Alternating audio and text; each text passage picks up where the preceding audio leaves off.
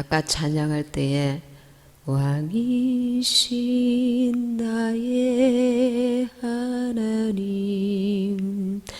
내가 주를 높이고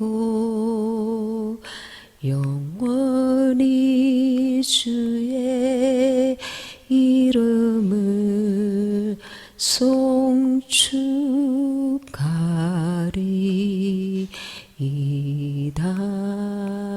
우리가 이렇게 찬양할 때에 이 찬양할 수 있는 그 영적인 그 마음 상태가 어디서 비롯된다고 생각하십니까?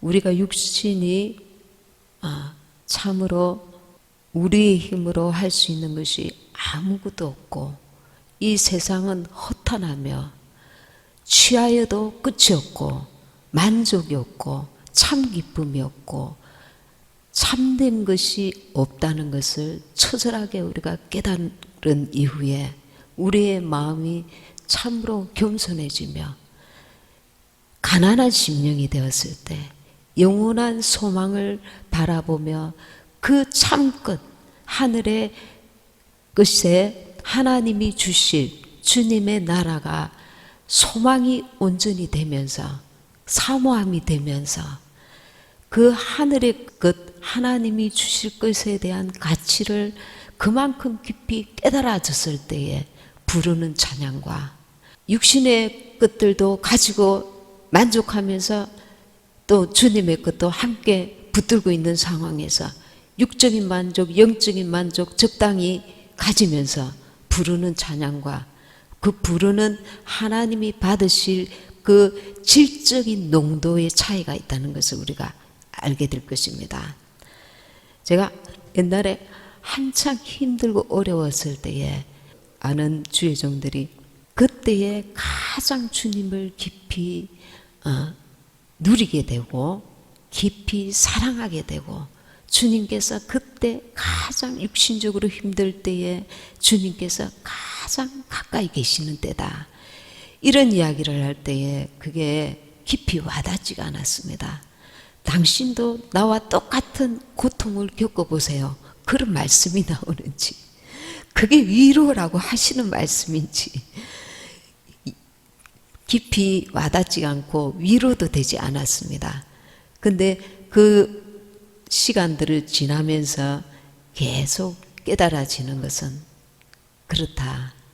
우리가 육신의 것들에 대한 그 무가치함, 이 무가치함에 대한 그것을 통렬하게 깨달았을 때 물질이 있다 한들 건강이 있다 한들 어떤 이 세상의 명예와 부와 어떤 것들을 취한다 한들 그것들이 다 뜬구름 잡는 허탄한 것임을 참 것이 아닌 것을 영원한 것이 아닌 것을 참 보배가 아닌 것을 그것을 정말 깨닫고 하나님이 주시는 참된 소망 그 참사랑 그 깊이와 넓이와 높이를 깨달으면서 하늘나라에 대한 참 소망 주님의 그 크고 놀라운 사랑 그 깊이를 계속 묵상하게 되면서 우리는 비로소 그분 앞에 서게 되는 거예요. 주님만이 나의 생명이십니다. 주님만이 나의 소망이십니다. 주님만이 나의 참 사랑이십니다. 그런 그 영적인 은혜를 우리에게 공부시키고자 깨닫게 하시고자 나로 하여금 그 고난의 시간들을 겪게 하셨는가? 그럴 수 있다는 겁니다. 이 세상에 그런 고난을 통해서 깨닫는 자가 있는가 하면 고난은 고난을 겪었는데 아직도 못 깨닫는 자가 있단 말입니다. 못 깨닫는 자가. 이 깨닫는 축복이 어마어마한 것입니다. 이게 영적인 재산입니다. 옛날에는 사람은 누구나 이런 환경 저런 환경에 거하면 비슷하게 다 깨달을 것이라고 생각을 했는데 그게 영적인 그릇이더라고 보니까 영적인 그릇 영적인 그릇은 무엇이냐면 하나님에 대해서 더 민감하고 그 은혜와 가치를 더 깊이 깨달을 수 있는 은혜가, 이게 영적인 축복인 거라. 이 은혜를 깨달은 사람이 하나님을 기쁘시게 해드릴 수 있단 말입니다. 우리나라가 경제적으로 계속 어려워질 것입니다. 요즘 이렇게 만나는 사람들 통해서 우리나라 경제가 얼마나 지금 어려워져 가고 있는지 더 깊이 깨닫게 됩니다. 여러분들은 피부로 더 와닿을 것입니다. IMF 때 자살한 사람들이 들어 있었지 않습니까?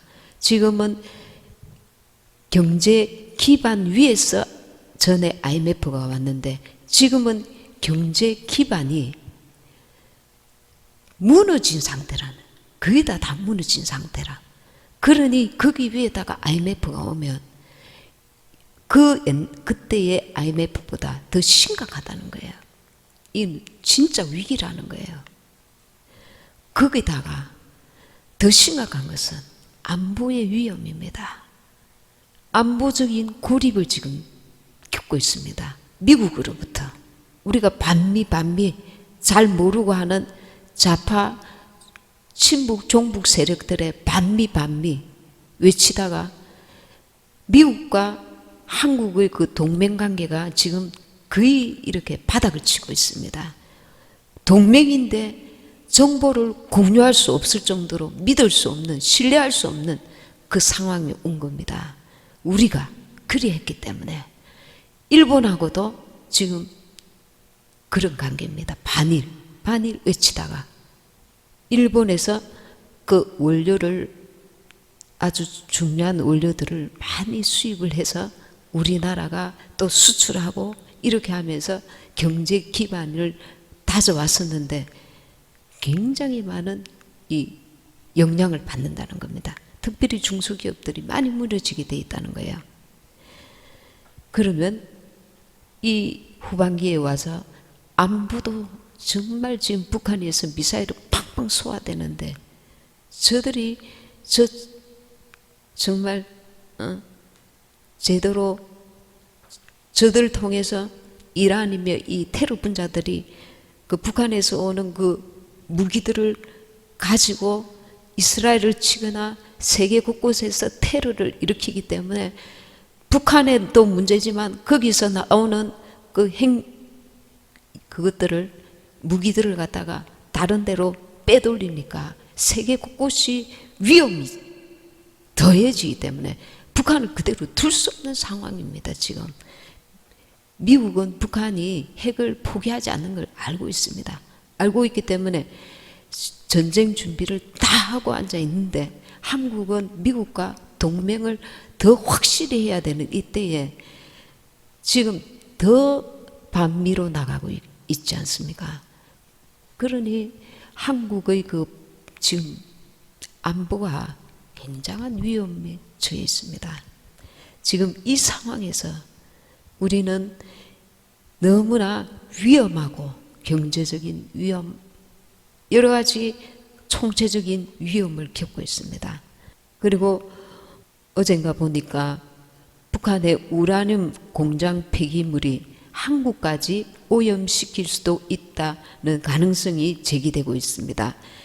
이거는 미국 자유아시아 방송에서 19일 날 이렇게 발표한 내용입니다.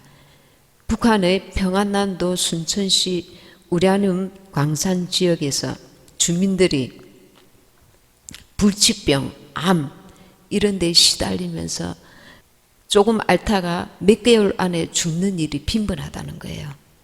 그 오염의 영향을 우리 남한도 받을 수 있다는 것이 전문가들이 제기를 하고 있습니다. 북한의 신의주와 평안남도를 오고 가는 장사꾼 50대 제보자가 이 사실을 얘기를 한 거예요. 이런저런 위험 가운데 있습니다. 우리는 이때에 이 세상에 대한 그 소망을 붙드는 것이 아니라 하늘에 쌓아둔 우리의 소망을 바라봐야 될 줄 믿습니다. 특별히 그리고 세상에 대한 소망을 꽉 쥐고 있다가 지금 어려움에 처한 가족, 친척, 이웃들이 분명히 있을 겁니다. 특별히 부동산 쪽에 그 열심히 일해서 땅을 사놓았다가 지금 굉장히 그 불경기를 맞아서 고통하고 있는 이들도 많이 있고, 또 중소기업들도 마찬가지입니다. 그런 사람들이 극단적인 예수 믿지 않는 자들은 극단적인 그 일을 벌릴 수가 있습니다. 왜냐하면 소망이 없기 때문에.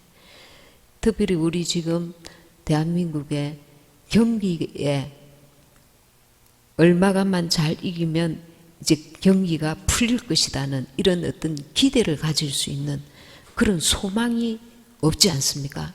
그런데 지금 당장의 이 고난 첩첩산중이라는 겁니다. 계속 경제가 어려워질 것이다. 나의 이 사업이, 내가 하는 일이 안 풀릴 것이라는 그 절망이 계속 진행되면 믿지 않는 사람들은 극단적으로 나갈 수 있단 말입니다. 그래서 내가 이 한 푼이라도 더 도와줘야 되지, 이런 거는 밑빠진 독에 물 붓기거든요. 그 일을 할 수 있으면 하지만 가능성이 없는 일이면 차라리 그 영혼을 두고 작정해서 기도하는 것이 정말 그를 도와주는 일입니다. 다른 것으로 뭐 전화해서 위로 한마디, 그거는 생색만 내는 거죠. 생색만. 그래서 기도해 주는 것입니다. 기도해 주는 것. 이 작정기도 같은 것은 굉장히 효과가 있습니다. 제가 전에 어떤 문제를 두고 교회에서 이제 같이 작정기도를 이제 교회에서 작정기도를 할 때에 같이 참여하면서 각자 자기 기도 제목을 두고 기도를 하는데, 어떻게 작정기도를 하냐면 하루에 3번씩 교회를 갔어요. 하루에 3번씩, 오전에 11시, 오후에 3시, 저녁에 8시 뭐 이런 식으로 이제 차를 한 서너 코스 타고 갔습니다. 이제 아주 가까운 거리는 아니라서 타고 갔는데 3번을 갔어요. 하루에 3번. 3번을 갔는데 어떤 때는 굳이 걸어서도 가기도 합니다. 차비가 많이 드니까. 하루에 3번씩 40일을 갔습니다. 그리고 기도를 할 때에 1시간 반, 2시간씩 기도만 합니다. 그러면 각자 자기 개인 기도를 하는 거예요. 그렇게 해서 40일을 채웠습니다. 그리고 또 작정기도 40일을 또 했습니다. 교회가 또. 여러분들이 이렇게 기도의 양과 질을 깊이 할 줄 알아야 돼. 이 마지막 때는. 그러면 직장을 가거나 이러면 그렇게 양은 많이 못하더라도 적어도 내가 하루에 2시간은 해야 되겠다, 3시간은 해야 되겠다, 할 수 있는 최선을 다해서 기도를 깊이 하고 많이 하면, 내가 다른 사람을 위해서 기도했는데, 내 가족 친척을 위해서 기도했는데 내 영혼도 강하여지고 내 영혼도 하나님이 주의 일을 하기 때문에, 이게 주의 일입니다. 그냥 예수 믿어라 전도 안 됩니다. 지금은 사람들이, 세상이 너무, 세상의 악한 영이 사람들의 마음을 강팍하게 하여서, 원래는 사람이 착한 사람인데 예수 복음만 전하면은 강팍하게 된단 말입니다. 이게 우연이 아닙니다. 세상신, 악한 마귀 원수가 그들의 마음을 영적으로 무뎌지고 하나님 앞에 강팍하게 만들어 놓은 것입니다. 세상의 것들로 가득 차게. 세상의 것들이 뭡니까? 세상에 이 보이는 것들의 마음과 생각을 빼앗기게 만듭니다. 돈과 명예와, 그리고 세상 쾌락과, 쾌락이 그냥 쾌락, 먹는 쾌락, 뭐 입는 쾌락, 어떤 보이는 것을 사는 쾌락, 이런 세상 육신적인 것에 마음을 빼앗기게 만든단 말입니다. 그러니 사람이 선하고 착한 사람인데 하나님께 대해서는 단단하게 굳어져가 있습니다. 사람들이 니네 할 것 없이 그렇습니다. 그러니 옛날에는 조금만 기도해도 만물이 열리는 시절이 있었지만, 사람이 그때는 영적으로 순수한 그런, 어느 정도는 깨끗하고 맑고 순진한 그런 시대가 있었다면, 지금은 강팍하여서 돌덩이처럼 단단해요. 그러니 그만큼 강하게 기도해 나가야 합니다. 일이 터지고 나서 내가 왜 그때 기도를 좀 안 해줬던가, 깊이 기도를 안 해줬던가 후회해도 소용없습니다. 기도할 수 있을 때 기도해 줘야 됩니다. 아이고 내가 가서 일 좀 더 해줘야지, 뭐 좀 해줘야지. 기도하는 게 그게 일입니다. 하나님의 일. 혼자서 골방에서 울면서 기도하는 거 그게 주의 일입니다.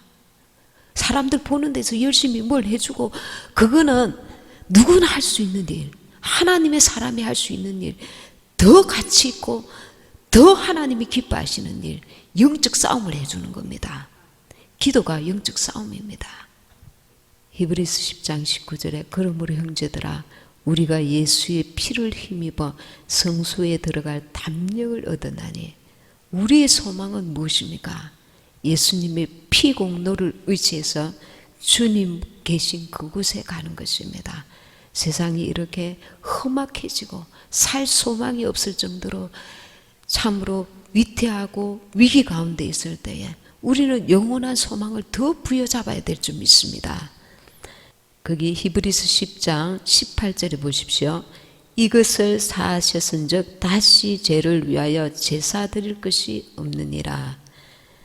예수 그리스도께서 십자가에 죽으심으로 완전하고도 영원한 속죄제사, 우리의 죄를 속하는 제사를 단번에 드리심으로 말미암아 이제는 다시 우리 죄를 위해서 제사 드릴 것이 없다는 것입니다.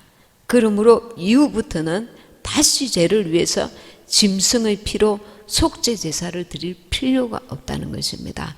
예수님의 피는 완전한 우리 죄를 속하셨습니다. 나는 예수님의 피로 하나님 앞에 속죄받은 영혼이라는 것을 늘 의식해야 합니다. 그리고 예수님의 피를 힘입어서 믿음으로 주님 앞에 담대히 나가야 합니다.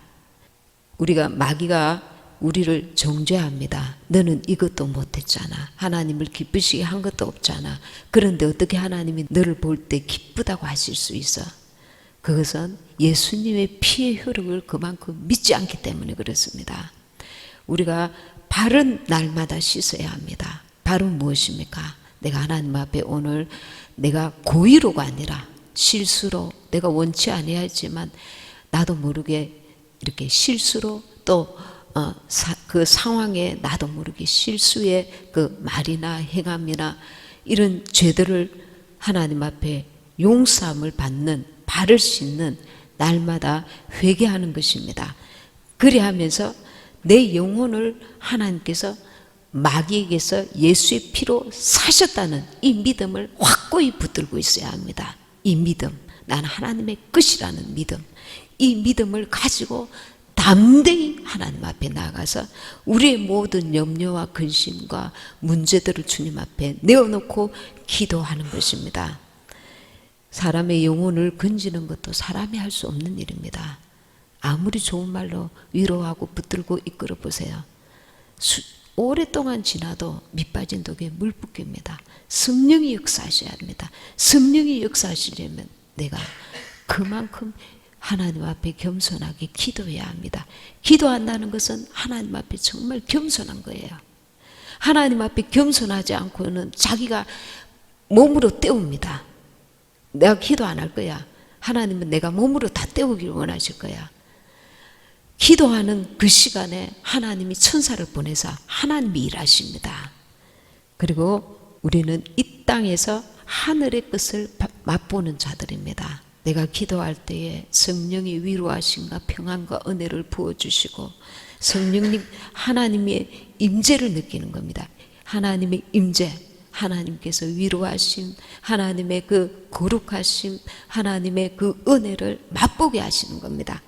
이 땅에서 하늘의 것을 맛보면서 그 신령한 것을 맛본 자가 신령한 것을 더 찾게 되는 거예요. 우리가 세상 것들을 취하는 것도 한도 끝도 없습니다. 돈이 적게 있던 자가 돈이 조금 생기면 야, 저것도 사야 되겠다. 내가 돈이 있으니까. 야, 저것도 사야 되겠다. 나를 기쁘게 한단 말입니다. 좀 편안해집니다. 좀 즐거워집니다. 육신의 것들이 위로가 됩니다. 맛이 없는 된장 하나만 먹고 살다가 이제 고기도 먹고 생선도 먹게 되잖아요. 야, 더 맛있는 곳이 없는가? 더 정말 이렇게 만나는 게 없는가? 사람이 한두 끝도 없습니다. 육신의 것. 육신의 것을 자꾸 찾고 구하게 되면 육신이 그만큼 더 발달하게 됩니다.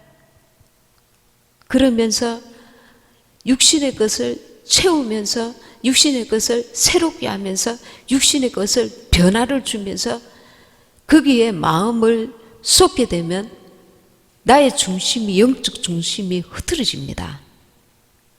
그래서 저절로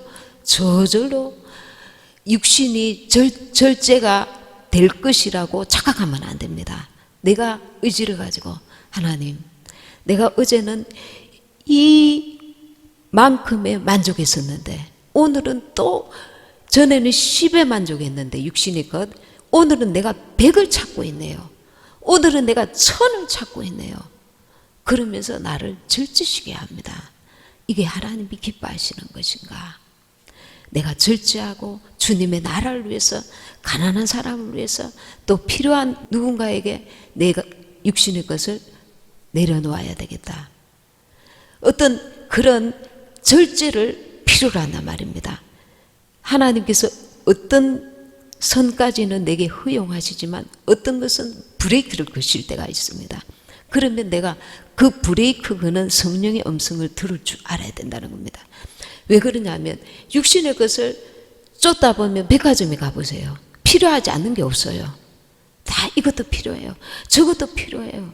옷도 한도 할 것도 없습니다. 취하는 것 한도 것도 없고 계속 더 원합니다. 더. 그러면 영적인 것에 관심을 갖고 마음을 쏟아야 될 우리 그리스도인들이 육적인 것들의 마음을 빼앗기기 시작하면, 내가 거기서 브레이크를 걸지 않으면 계속 영적인 것을 추구하는 것이 아니라 이것이 당연하다고 스스로 위로하면서 육적인 것에 자꾸 마음을 빼앗기게 되는 겁니다. 일도 마찬가지입니다. 마르다가 열심히 일하는 게 무슨 죄입니까? 죄 아닙니다. 죄 아닙니다. 근데 마리아를 보고 예수님이 한 가지만 족하다 마르다 보고 하시면서 마리아는 더 좋은 것을 택하였다 이렇게 말합니다. 더 좋은 것은 무엇입니까? 육신적인 것들이 아니고 보이는 것이 아니고 내 영혼을 추구하는 것입니다. 나의 영적인 것, 하나님이 내게 주시는 신령한 기쁨을 더 찾는 것입니다. 신령한 기쁨, 신령한 은혜, 내 영의 것들을 더 추구하는 것입니다. 그런데 어떤 사람은 육신적인 것을 찾고 거기서 만족함을 누리면서 그것을 더하면서 이게 내 영혼을 기쁘게 한다고 착각한다는 거예요. 육적인 것은 육적인 거고 영적인 것은 영적인 것입니다. 하나님께서 영적인 은혜를 통해서 육적인 것들을 또 하시는 경우도 얼마든지 있습니다. 근데 자기가 분명히 자기 육신을 기쁘게 하고 만족스럽게 하는 일들에 계속 치우쳐 있는데 스스로 나는 이건 영적인 거야 그렇게 착각하고 계속 그것을 추구하는 이들이 있단 말입니다. 그 절제함이 없이 성령의 9가지 열매 중에 마지막에 절제가 있습니다. 절제의 열매를 우리가 가져야 돼요. 하나님께서 기뻐하시고 온전한 뜻이 무엇인지 분별하면서 내 육신의 소욕입니다. 그게 육신의 소욕입니다. 내가 이렇게 하고 싶다 저렇게 하고 싶다 이 육신을 만족스럽게 하는 거예요. 근데 이게 육신의 만족인지 하늘로부터 오시는 하나님의 원하시는 만족인지 분별이 안 가는 거예요. 내 입도 마찬가지입니다. 내가 이렇게 해야 만족스러운 거예요. 내가 이렇게까지 딱 말을 해야 내가 만족스럽습니다. 그게 옛사람입니다. 근데 하나님께서는 너 육신을 기쁘게 하지 마라. 너 한마디만 하고 스톱해라. 더 나가면 하나님의 덕을 세우지 못한다. 그런 감동을 주시는데 패스. 내가 하고 싶은 대로 다 말해야 내가 만족스러운 거야. 그게 습관화된 사람이 있단 말입니다. 하나님을 기쁘시게 해드리기 위해서 내 입을 절제하는 거예요. 내 입을. 우리에게는 이 절제의 열매가 반드시 필요합니다. 나는 다른 사람에게 아무런 해를 끼칠 마음도 없었어요. 그랬는데 옛사람의 그 습관대로 나아가다가 나는 원수에게 빌미를 줄 수 있습니다. 나는 의도치 않았는데 제가 어렸을 때에 산에 이렇게 마을에 산이 있었는데 호기심이 많아서 친구들하고 그 산에 이제 자주 놀러 갔는데 한날은 보니까 산에 이상한 사람이 있었어요. 옛날에는 그 간첩 잡는 일이 굉장히 많았어요. 그래서 우리가 내가 뭐 대장처럼 산에서 내려와 가지고 그 마을의 친구들한테 야, 산에 수상한 사람이 있더라, 간첩이 있더라, 막 이렇게 막 흥분해가 말을 한 거예요. 그런데 그 동네 이제 꼬마 남자애들이 이제 초등학교 때 저학년 때인가 막 산에 올라가서 이제 막 진짜 간첩이 있는가 막 그렇게 구경하고 하다가 산에서 미끄러져 가지고 굴러 떨어지가 다리를 다쳤는가 그랬어요. 그 소문을 나중에 제가 이제 다른 사람 친구들로부터 듣게 됐어요. 내 때문에 어떤 애가 산에 가가지고 굴러 떨어진 거나 마찬가지잖아요. 내가 그런 얘기를 안 했으면 그런 일이 일어나지 않는데 그때 교회를 다니고 있었는데 막 가슴이 벌렁벌렁 어린 마음에 주님 제발 좀 빨리 낫게 해주세요. 막 마음의 양심이 굉장히 이 마음이 양심에 갇히게 되는 거예요. 내가 말 한마디 했다고 그 애가 가가지고 산에서 내려오다가 그렇게 다쳤다니까, 심하게 다쳤다고 얘기를 듣고 막 내가 죄를 지은 것처럼 그런 느낌이 왔어요. 그때 내가 하나님, 내가 다시는 말을 함부로 하지 않겠습니다. 이 어린 마음에 막 하나님 앞에 막 억수로 강하게 결단하면서 이 기도를 한 거예요. 그게 기억에 확실히 남습니다. 그때부터 하나님께서 제 입을 간섭하셨어요. 오랫동안 말을 함부로 하는 것, 말을 잘못하는 것 아주 이렇게 훈련을 시키셨어요. 말하는 걸 제가 굉장히 좋아했습니다. 이 초등학교 때 동화 박사였어요. 이야기 박사. 책을 읽는 걸 좋아해서 저학년들 교실에 다니면서 이 이야기를 잘한다고 동화를 이제 구연 동화를 잘했습니다. 그래서 비가 오면 스님들이 할 일이 없어가지고 아이들 피곤하고 하니까 저를 뺑뺑이 돌렸어요. 교실마다 저학년 교실 9학년이었대. 교실마다 다니면서 이 반에서 부르고 저 반에서 불러가지고 옛날에는 그런 시절이 있었어요. 교실마다 다니면서 동화 이야기 해줘라. 읽은 책 이야기 해줘라. 그러면 오빠 언니 책 옛날에 바른생활 이런 데 재밌는 예화 동화 같은 거, 또 옛날에는 이런 만화도 건전한 만화들이 많았어요. 그런 거 언니 오빠들이 빌려놓으면 제가 막 높이 올라가가지고 기어이 꺼내와가지고 읽고 이러면서 막 재밌게 이야기를 하니까 제가 이야기하면 재밌대요. 그래가지고 막 이야기하려고 그랬는데 하나님, 말을 함부로 하지 않겠습니다. 함부로 하지 않. 어릴 때부터 이제 교회를 다니면서 하나님께서 제 입을 갈부시는 거야. 훈련을 시키시는 거야. 말을 함부로 하면 안 된다는 거. 별일 아닌데도 하나님께서 너를 통해서 그 아이가 다쳤다는 그런 심각한 경각심을 주는 거예요. 그때 이후로 말을 함부로 하지 않는 그거를 굉장히 하나님께서 훈련을 시키셨어요.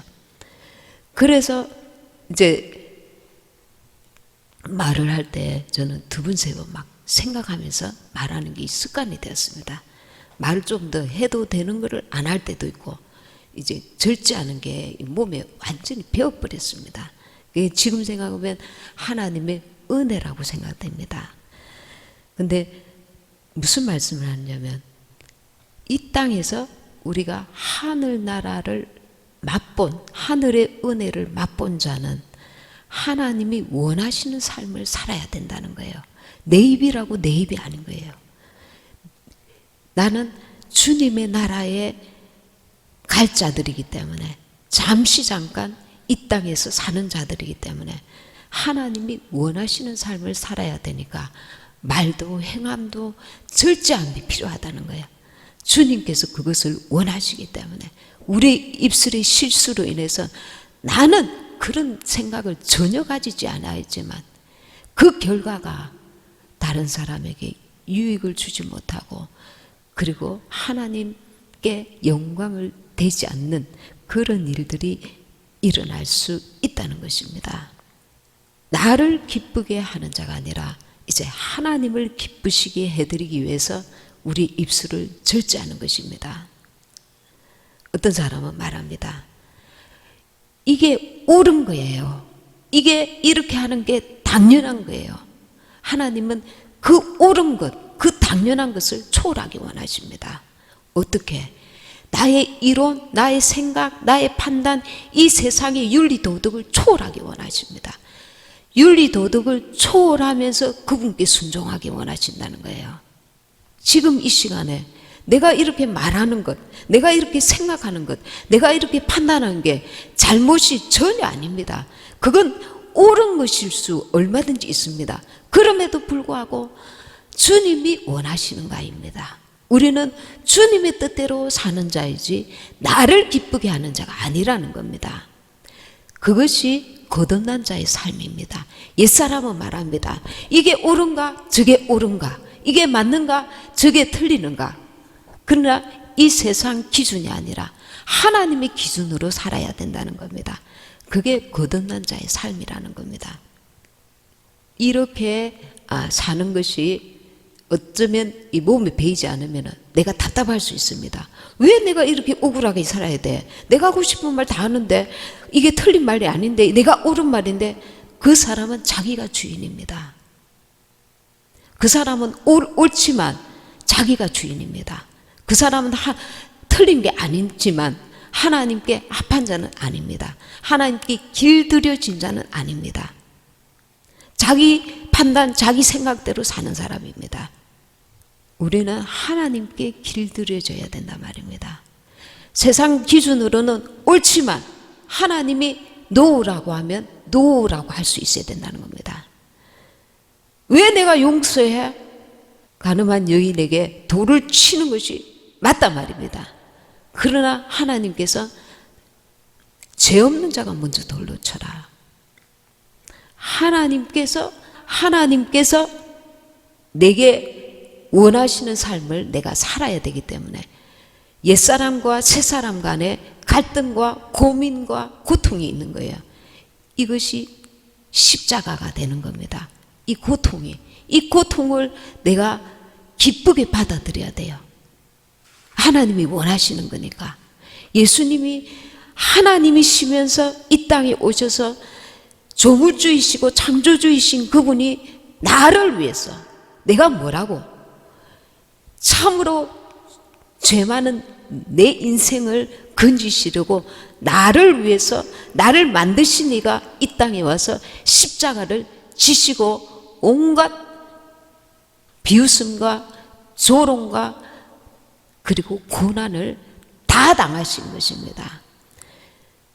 내가 고난을, 우리 인간이, 죄 있는 인간이 고난을 당하는 것은 당연하지만 오른쪽 강도가 왼쪽 강도에게 너와 나는 이렇게 이 죽는 것이, 이 죄값으로 죽는 것이 당연하다. 그러나 저분은 죄가 없으신 분이시다. 우리는 고난을 당하고 비웃음을 당하고 고통을 당하는 게 죄인이니까 당연하지만 하나님 아들이 죄 없으신 분이 나를 위해서 오셔서 당하신 고난을 당하셨습니다. 그리고 나를 본받으라 하십니다. 너가 육신대로 살면 반드시 죽을 것이다. 이제는 새 사람으로 살아라. 내가 너를 위해 십자가 달려 죽었다. 너와 내가 연합하여서 침례를 받으면서 예수와 함께 죽고 예수와 함께 다시 부활에 연합되는, 부활에 참여하게 되는 것입니다. 할례가 무엇이라 했습니까? 육적 몸을 벗는 것, 옛사람을 벗어버리는 것입니다. 이것을 우리가 육적 몸을 벗어야만 부활에 이를 수 있다는 것을 알아야 합니다. 그래서 이 땅에서 내가 만족한 삶을 살지 말고 나를 통하여 하나님이 만족하셔야 된다는 겁니다. 나를 내어드리는 겁니다. 나를 쳐서 하나님께 복종시켜 드리는 것입니다. 이 땅에서 하늘의 것을 맛본 자는 그리할 수 있다는 것입니다. 영원한 참 주님의 나라에 우리가 그 소망을 가진 자이기 때문에. 그리고 우리는 실제 이 땅에서 하늘의 일을 하는 사람입니다. 하늘의 일을 하는 사람. 우리는 이 땅에서 하늘의 일을 하는 사람입니다. 신령한 기쁨을 우리는 추구하는 자들입니다. 그래서 세상의 것들로 계속 만족을 구하는 것도 끝이 없지만 신령한 은혜를 자기가 맛보고 신령한 것을 사모하는 자는 사모하는 만큼 계속 부어주시는 거예요. 이게 신령한 기쁨을 구하는가, 내가 육적 기쁨을 구하는가, 이런 분별을 우리가 할 필요가 반드시 있습니다. 그래서 우리가 이 땅에서 신령한 기쁨을 추구해야 합니다. 세상이 어둠 가운데 요동치고 허망하고 정말 삶에 이 세상에서 소망이 없고 낙심하게 하고 좌절하게 하고 정말 애워 사이는 것처럼 고통스러울 때도 이 땅에서 신령한 기쁨을 구하고, 이 세상은 지금 주님 오실 때가 가까운 정말 종말의 때입니다. 이 종말의 때일수록 이 마귀 원수는 사람들에게 허무한, 얼마나 이 땅이 허무한 것을 계속 마귀 원수가 사람들에게 공격하면서 사람들이 더 악하여지고 마치 거짓이 진짜인 것처럼 거짓 것을 믿게 하고, 믿는 자일지라도 믿는 자로 말미암아 그 고통하게 하고. 저번에 어떤 분이 믿는 선교사님인데 거짓말을 한 거예요. 내가 이렇게 선교하려고 한다. 그래서 선교비를 정말 막 재산을 틀고 빌리고 막 이렇게 해서 큰 돈을 빌려준 거예요. 나중에 알고 보니까 사기꾼이라. 본인 돈만 빌려줬으면 그나마 그것도 괜찮을 텐데 주위의 사람들의 것들을 이렇게 빌려주고 하면서 정말 순수하게 주님을 사랑하는 마음으로 선교헌금을 했는데 나중에 보니까 사기꾼인 거예요. 그 받는 고통이 얼마나 심한지.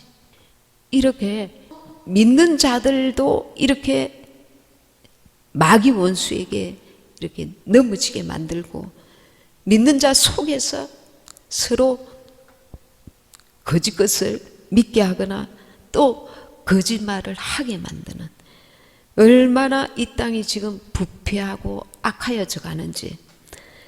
이럴 때에 우리는 더 하늘의 주님의 은혜를 사모하고 그 신령한 기쁨을 더 찾고 구해야 될 줄 믿습니다. 우리는 잠시 세상에 왔다가 하늘에서 파송되었다가 매기관처럼 주님의 일을 하고 그 본분을 감당하고 난 이후에 주님께서 부르시면, 공중에 오시면 언제라도 손을 틀고 주님의 나라에 가야 될 자들입니다. 그렇게 우리는 갈 수 있는 준비를 이제 지금 하고 있는 것입니다. 얼마나 구체적으로 주님 배울 준비를 하느냐에 따라서 우리의 영적인 결실들이 달라지게 되는 것입니다. 주님의 나라에 대한 소망을 가지고 주 오심을 예비하며 내가 구체적으로 얼마나 주님 오심을 예비하고 준비하고 그렇게 나아가느냐에 따라서 영원한 열매들이 달라진다는 것입니다. 이 땅은 히브리서 8장 5절에 저희가 섬기는 것은 하늘에 있는 것의 모형과 그림자라. 이 땅의 것은 잠깐 하늘의 그 장차 영원한 나라에 대한 이 그림자입니다. 우리가 신령한 기쁨을 사모하면서 주님의 나라를 늘 바라보아야 될 것입니다. 고린도전서 15장 42절에서 44절까지 죽은 자의 부활도 이와 같으니 썩을 것으로 심고 썩지 아니할 것으로 다시 살며 욕된 것으로 심고 영광스러운 것으로 다시 살며 악한 것으로 심고 강한 것으로 다시 살며 육의 몸으로 심고 신령한 몸으로 다시 사나니 육의 몸이 있은즉 또한 신령한 몸이 있느니라. 우리의 육의 몸이 있는 것처럼 신령한 몸이 있다는 것입니다. 우리가 주님이 오실 때에 이 썩을 몸이 신령한 몸으로, 육의 몸이 신령한 몸으로 변화되어서 주님 오심을 맞이하는 우리 모두가 되시길 바랍니다. 그래서 날마다 히브리서 10장 19절 그러므로 형제들아 우리가 예수의 피를 힘입어 내가 부족할지라도 내가 혹시 죄를 지었을지라도 예수의 피를 힘입어서 성소에 들어갈 담력을 얻어야 합니다. 주님은 주님을 찾는 자들에게 상 주시는 분이시라고 히브리서 11장 6절에 말씀하고 계십니다. 그런데 신기한 것은 우리가 그분을 찾는 만큼 그분을 가까이 하는 만큼 그분께서 우리를 변화시키셔서 주님의 나라에 합당한 자로 주님을 본받는 자로 우리를 성령께서 빚어가신다는 것입니다. 내가 주님을 찾고 주님을 가까이 하고 주님의 은혜를 구하고 주님을 사모한 만큼 주님께서 나를 정말 신령한 몸으로 변화될 수 있는 사람으로 변화시켜 가신다는 것입니다. 오늘 하늘의 소망을 온전히 부여잡고 나아가시는 저와 여러분이 되시길 바랍니다.